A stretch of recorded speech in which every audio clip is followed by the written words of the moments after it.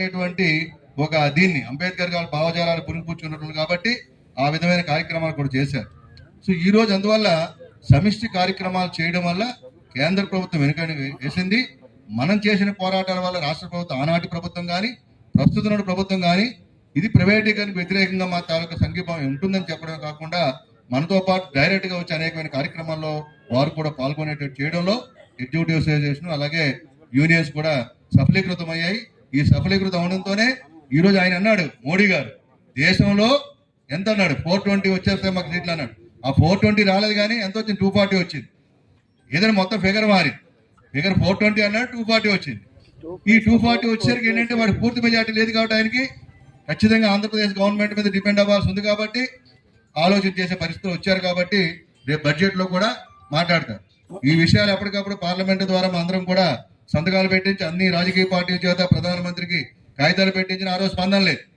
లేదా అనుకుంటూ ఉన్నటువంటి నిర్మలా సీతారామన్ గారు అక్కడ ఢిల్లీలో కలిసాం, విశాఖపట్నంలో కలిసి అన్ని కార్మిక సంఘాలు కూడా ఢిల్లీలో కలవడం జరిగింది. ఇక్కడ కూడా కొంతమంది కలిసాం.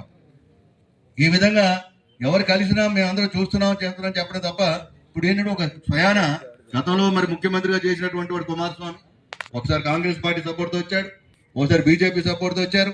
ఇప్పుడు మళ్ళీ బీజేపీతో అయినాడు. కేంద్ర ప్రభుత్వంలో మరి ఆయన ప్రధానమైనటువంటి శాఖకి హెవీ ఇండస్ట్రీ, మనకి డిపార్ట్మెంట్ ఆఫ్ పబ్లిక్ ఎంటర్ప్రైజెస్ ఏదైనా జరగాలంటే హెవీ ఇండస్ట్రీలు ఉంటుంది కాబట్టి అటువంటి శాఖ కూడా ఆయన మంత్రిగా ఉన్నాడు. ఆయన చెప్పిన తర్వాత ప్రధానమంత్రి గారికి ఖచ్చితంగా నోటిస్తాడు. ముందు 1.5 month అన్నాడు, కానీ అందరూ అల్టిమేట్ గా మాట 2 months లో ఈ కార్యక్రమం చేస్తామని చెప్పడం కూడా జరిగింది. ఒకవేళ 2 months వరకు మనం వెయిట్ మన కార్యక్రమాలు సాఫీగా జరుగుతుండాలి. ఈ కార్యక్రమాలు ఆగేది లేదు. ఈ కార్యక్రమాలు చేస్తూనే 2 నెలల తర్వాత మళ్ళా ఏమైనా తోక ముడిస్తే మరి పెద్ద ఎత్తున ఈ రోజు ఎక్కడి నుంచి మీరు గొబోతుల జంక్షన్ నుంచి చేశారు, అలా కాకుండా కోకోవన్ నుంచి మొత్తం పట్టుకొని మరి దాదాపు అందరూ వచ్చారు. అక్కడి నుంచి పెద్ద ఎత్తున ఎక్కడికి వెళ్ళాలి, కేంద్ర ప్రభుత్వానికి పెద్ద ఎత్తున మనందరం కూడా వెళ్లాల్సిన ఆవశ్యకత ఉంటుందన్నమాట. అది లేకుండానే బడ్జెట్ లోనే చాలా వరకు మార్పు వస్తుందని చెప్పి ఆశిస్తున్నాం.